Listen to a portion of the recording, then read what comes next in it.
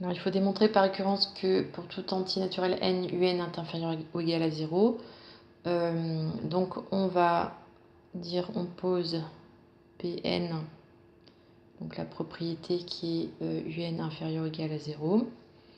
Donc, démontrons par récurrence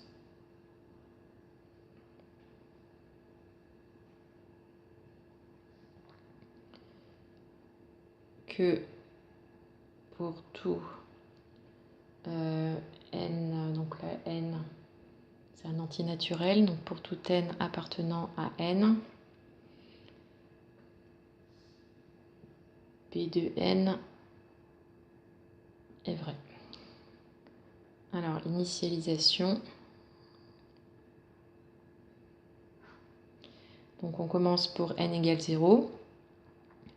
Donc, U0, on sait que c'est égal à petit a. Or, petit a est inférieur ou égal à 0. Donc, P0 est vrai. Après, hérédité. Donc, on suppose P de n vrai pour un certain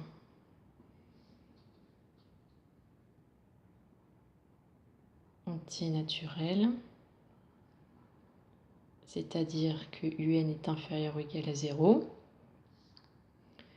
Montrons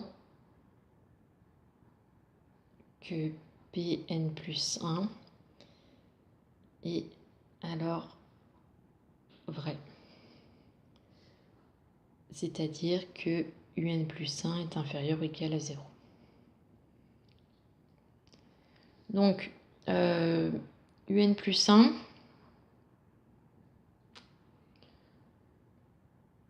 on sait que c'est E de un, facteur de E de un moins 1.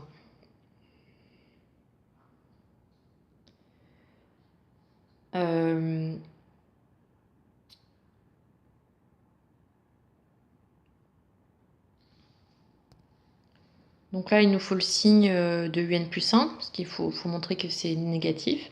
Donc comme on a un produit de termes, on va chercher le signe de chacun. Donc ça, E de un, ben, on sait que c'est positif, puisque exponentielle de n'importe quoi, c'est toujours positif. Maintenant, il faut chercher le signe de un moins 1. Donc un, on sait que c'est inférieur ou égal à 0, c'était la propriété de récurrence. Donc E puissance un, c'est inférieur ou égal à E puissance 0, donc 1.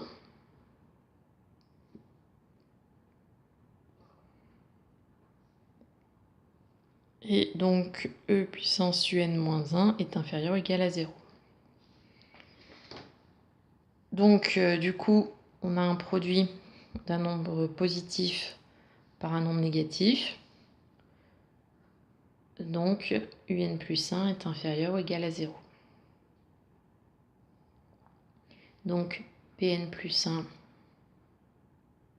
est vrai, c'est bien ce qu'on voulait démontrer.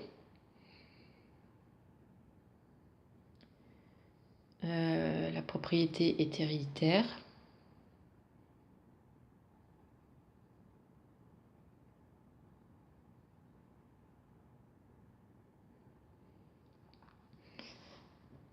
On en déduit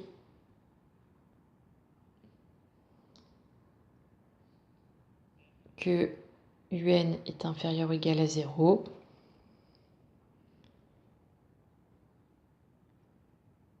pour tout n appartenant à grand N.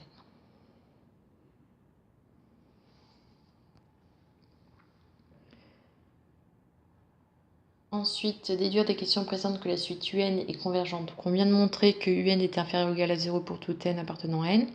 Donc ça veut dire que un est majoré par 0. Et on avait prouvé dans la question 1c que un était croissante.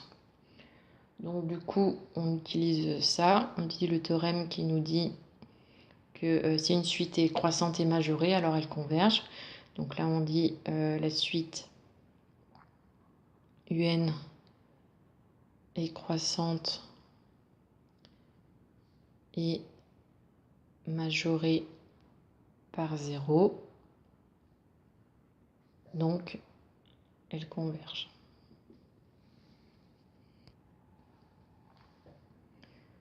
Ensuite, on nous dit que, on suppose que A est égal à 0. Donc du coup, A c'était le premier terme, donc U0 qui est égal à A, donc U0 est égal à 0.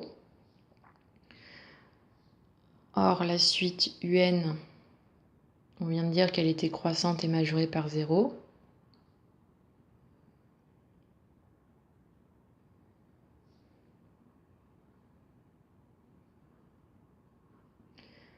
Donc si elle est majorée par 0, elle ne peut pas dépasser 0. Et elle est croissante. Donc si le premier terme c'est 0 et qu'elle est croissante mais il ne peut pas dépasser 0, tous les termes vont être égaux à 0. Donc la suite est constante.